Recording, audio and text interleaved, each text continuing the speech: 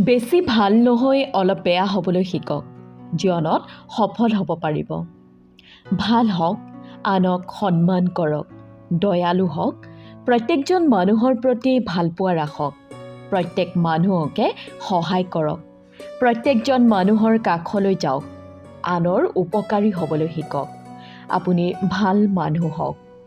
এইবোৰ হৈছে সেইবোৰ কথা যিবোৰ সদায় মা-দেউতাই প্ৰত্যেক সন্তানক শিকায়। তেওঁলোকে আমাক সদায় এইটোৱে শিকায় যে আমি বহুত ভাল হোৱা দৰকাৰী, আমি দয়ালু হোৱা দৰকাৰী, সকলোৰে বাবে ভাল চিন্তা কৰা দৰকাৰী। ইয়াৰ উপৰিও আমি বহু গল্প আৰু সাধুত শুনিছোঁ যে এজন ভাল মানুহৰ সদায় ভাল হয় আৰু এইকাৰণে আমি খুব ভাল মানুহ হোৱা বাঞ্ছনীয়। কিন্তু আজি শুনি লওক, এইবোৰ একেবাৰে মিছা কথা। এইটো এটা খুব ভুল ধাৰণা। যি মানুহ তেওঁৰ প্ৰয়োজনতকৈ বেছি ভাল হ'ব, তেওঁ গোটেই জীৱন আনৰ দ্বাৰা সদায় ব্যৱহৃত হ'ব। ইতিহাস প্ৰসিদ্ধ আচাৰ্য চাণক্যই এবাৰ কৈছিল, কোনো মানুহে খুব বেছি চিধা আৰু সৰল হোৱা উচিত নহয়, কাৰণ চিধা গছ আৰু চিধা মানুহবোৰক প্ৰথমে কাটি পেলোৱা হয়। ভাল মানুহ হোৱা, দয়ালু হোৱা, এই কথাবোৰ মাত্ৰ ক'বলৈ খুব ভাল লাগে। কিন্তু সত্য হৈছে যে বাস্তৱ জীৱনৰ সঁচা ছবিখন সম্পূৰ্ণ বিপৰীত। নিজৰ জীৱনত আনন্দ লাভ কৰিবলৈ আপুনি বেয়া মানুহ হ'বই লাগিব। নিজকে প্ৰটেক্ট কৰিবলৈ আপুনি বেয়া মানুহ হ'ব লাগিব। নিজৰ পৰিয়ালবৰ্গক সুখত ৰাখিবলৈ আপুনি বেয়া মানুহ হ'ব লাগিব। আপুনি বেয়া মানুহ হ'ব লাগিব, সেয়া নেদেখাজনৰ চকুত নহয়, বৰং পৃথিৱীৰ মানুহৰ চকুত আপুনি বেয়া মানুহ হ'ব লাগিব। ৰ'ব, কনফিউজ নহ'ব। নেদেখাজনৰ চকুত বেয়া মানুহ হোৱা আৰু মানুহৰ চকুত বেয়া মানুহ হোৱাৰ পাৰ্থক্য ক'ত? বেয়া বেয়াই হয়, নহয়নে? নহয়, এইটো আপোনাৰ সম্পূৰ্ণ ভুল ধাৰণা। আৰু এই কাৰণতে আজি আপুনি সুখত নাই। যেতিয়া আপুনি আপোনাৰ সম্পূৰ্ণ কাম কৰি আজৰি হৈ আনৰ সৈতে কথা পাতে, তেতিয়া আপুনি পৃথিৱীৰ সকলো মানুহৰ বাবে এজন অহংকাৰী আৰু বেয়া মানুহ হিচাপে পৰিগণিত হৈ পৰিব। আৰু পৰিৱৰ্তে যদি আপুনি আপোনাৰ সকলো কাম এৰি আনৰ বাবে সময় দিয়ে, তেনেহ'লে আপুনি খুব ভাল মানুহ হৈ পৰিব। আপুনি যদি সকলো সময়ত সকলোৰে বাবে এভেইলেবল থাকে, তেন্তে সকলোৰে চকুত আপুনি বহুত ভাল মানুহ। আপুনি যদি শ্ব' আপ কৰে, তেতিয়া সকলোৱে আপোনাক ধনী বুলি ক'ব। যদি আপুনি সাধাৰণ জীৱন যাপন কৰে, তেতিয়া আপুনি পৃথিৱীৰ সন্মুখত এজন সাধাৰণ মানুহ হৈ থাকিব, দুখীয়া হৈ থাকিব। অৰ্থাৎ যদি আপুনি পৃথিৱীৰ মানুহৰ কামত আহে, তেন্তে আপুনি ভাল মানুহ। কিন্তু যদি আপুনি জীৱনত কিবা ডাঙৰ কৰিব বিচাৰে, কিবা ডাঙৰ হ'ব বিচাৰে, তেতিয়া আপোনাৰ বহুমূলীয়া সময় নিজৰ বৰ্তমান আৰু ভৱিষ্যতৰ বাবে ব্যৱহাৰ কৰিব লাগিব। যদি আপুনি কাৰোবাক সময় দিব পৰা নাই, যদি কাৰোবাৰ কিবা কাম কৰি দিব পৰা নাই, বা আপুনি আপোনাৰ সময় নাই বুলি কৈছে, তেতিয়া আপুনি দেখিব আপোনাক মানুহে বেয়া বুলি কোৱা আৰম্ভণি কৰি দিছে। কিন্তু মনত ৰাখিব, বেয়া বুলি কওক, আপোনাৰ সমালোচনা কৰক, একো কথা নাই। সেই সময়ত আপুনি মনে মনে নিজকে নিয়ন্ত্ৰণত ৰাখিব লাগিব, প্ৰতিবাদ কৰিবলৈ নাযাব।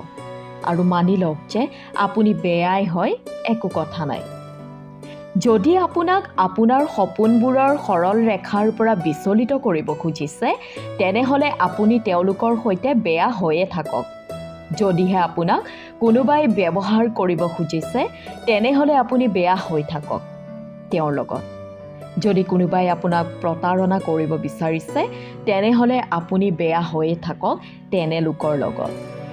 যদি কোনোবাই আপোনাক হিংসা কৰে, আপোনাক পিছৰ পৰা টানি ৰাখিব যত্ন কৰি থাকে, তেওঁৰ বাবে আপুনি বেয়া হৈয়ে থাকক।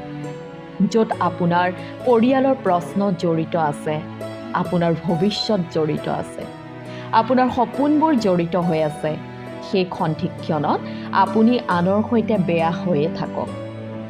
চাওক, যদি আপোনাৰ লক্ষ্য অৰ্জন কৰিবলৈ যাওঁতে মানুহৰ মনত বেয়া হৈ পৰিব লাগে, তেন্তে বেয়া হৈ থাকক। যদি নিজে শান্তিত জীয়াই থাকিবলৈ গৈ আনৰ চকুত আপুনি বেয়া হৈ পৰিব লাগে, তেন্তে বেয়া হৈ থাকক। কোনোবাই খুব ভালকৈ কৈছিল, যিয়ে সকলোকে সুখত ৰাখিব বিচাৰে, যিজনে সকলোৰে সুখ শান্তি কামনা কৰে, তেওঁ নিজে কেতিয়াও সুখ উপভোগ কৰিব নোৱাৰে।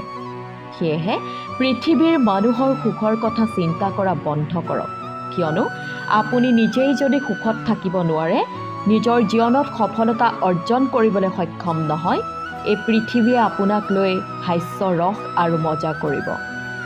আপুনি আপোনাৰ চাৰিওফালে এবাৰ ঘূৰি চাওক, যিয়ে আনক সময় দিব নোৱাৰে, যিজন নিজৰ কামত ব্যস্ত থাকে।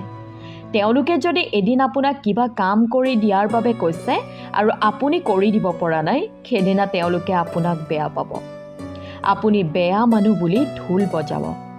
সিদিনাহে কিন্তু আপুনি বুজি উঠে যে আপুনি ইমান দিনে কি ভুল কৰিছে, কাৰ বাবে আপুনি ভাল হ'ব বিচাৰিছিল।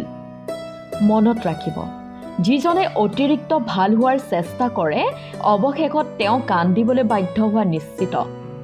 বেয়া হোৱা মানে এইটো নহয় যে আপুনি সকলোৰে সৈতে বেয়া ব্যৱহাৰ কৰিব বা কাৰোবাৰ ক্ষতি কৰিব, কাৰোবাৰ বেয়া কৰিব, কাৰোবাক প্ৰবঞ্চনা কৰিব বা কাৰোবাক অপমান কৰিব। আপুনি যদি কাৰোবাক সহায় কৰাৰ সামৰ্থ্য ৰাখিছে, তেনেহ'লে অৱশ্যেই সহায় কৰক। কিন্তু নিজৰ বহুমূলীয়া কাম এৰি সকলো সময় আনৰ বাবে এভেইলেবল হৈ থাকে, তেনেহ'লে শুনক, আপুনি পৰিৱৰ্তন হ'ব লাগিব। আৰু সেইটোৱেই হৈছে সৃষ্টিকৰ্তাৰ চকুত বেয়া হোৱা আৰু মানুহৰ চকুত বেয়া হোৱাৰ পাৰ্থক্য। বেয়া আপুনি হ'ব লাগিব মানুহৰ চকুত, কিন্তু বাস্তৱত নহয়। আপোনাক আপোনাৰ ৰাস্তাত বহুজনে ধৰি ৰখাৰ চেষ্টা কৰিব, তেতিয়া আপুনি বেয়া হৈ পৰিব লাগিব। নহ'লে এই পৃথিৱীৰ মানুহে আপোনাক চাহৰ কাপৰ দৰে ব্যৱহাৰ কৰি ধুই পেলাব আৰু আকৌ প্ৰয়োজনত গৰম চাহ খাবলৈ ব্যৱহাৰ কৰিব। সেয়েহে বেয়া হওক, তেতিয়াহে জীৱন সফল হৈ পৰিব।